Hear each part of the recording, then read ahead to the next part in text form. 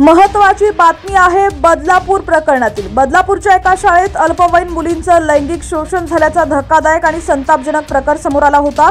या घटनेचे पडसाद संपूर्ण राज्यभरात उमटले। आरोपी अक्षय शिंदेला फाशीची शिक्षा द्यावी अशी मागणी जोर धरू लागली। आरोपी अक्षय शिंदे हा सध्या पोलिसांच्या ताब्यात आहे। बदलापूर अल्पवयीन मुलींचे लैंगिक शोषण प्रकरणात आता मोठी अपडेट समोर आली आहे।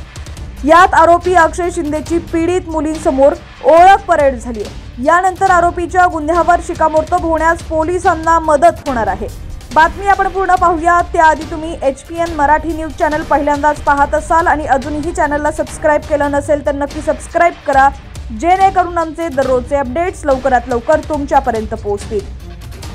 तर बदलापुरातील शाळेत 2 चिमुकल्यांवरती झालेल्या अत्याचार प्रकरणी आरोपी अक्षय शिंदेची अखेर ओळख परेड झाली। कल्याण न्यायालयामध्ये एका विशिष्ट रूममध्ये ही ओळख परेड झाली। विशेष म्हणजे यात आरोपी पीडित मुलींना पाहू शकत नव्हता, मात्र मुली आरोपीला पाहू शकत होत्या।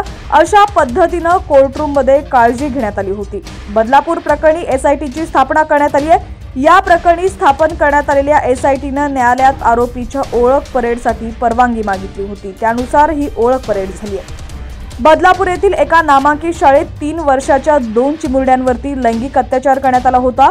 शाळेतील सफाई कर्मचारी अक्षय शिंदे यानं चिमुरड्यांना स्वच्छतागृहात नेऊन त्यांच्यावरती अत्याचार केले होते। पीडित चिमुकल्या मुलींच्या गुप्तांगाला गंभीर इजा झाल्यानंतर त्यांनी त्यांच्या पालकांना सांगितलं। जेव्हा त्यांनी वैद्यकीय तपासणी केली तेव्हा हा सगळा प्रकार उघड झालाय। या घटनेनंतर बदलापुरात पालकांचा पोलीस आणि शाळा प्रशासनाविरोधात एकच भडका उठला। 20 ऑगस्ट रोजी मोठ्या संख्येने पालक आणि रहिवासी रस्त्यावरती उतरले आणि त्यांनी मोठ्या प्रमाणात आंदोलन केलं। त्यानंतर या प्रकरणात सरकारने SIT स्थापन केली। आता या प्रकरणाचा तपास SIT करते। सध्या सरकारने जी चौकशी समितीने नेमलेली आहे त्यात SITचा समावेश आहे। SITच्या तपासानुसार नराधम अक्षय शिंदे हा 15 दिवस स्वच्छता कर्मचारी म्हणून त्या शाळेत काम करत होता। या 15 दिवसात त्याने आणखी काही मुलींसोबत दुष्कृत्य केले का याचा शोध तपास यंत्रणांकडून घेत आहेत। त्यामुळे तपास यंत्रणांनी शाळेतील मुलींच्या पालकांना मेसेज पाठवलेत। मुलींबाबत असा काही प्रकार घडलाय का, तर घडला असेल तर पुढे या आणि तक्रार करा, जेणेकरून अक्षय शिंदे विरोधात आणखी पुरावे गोळा करण्यात येतील।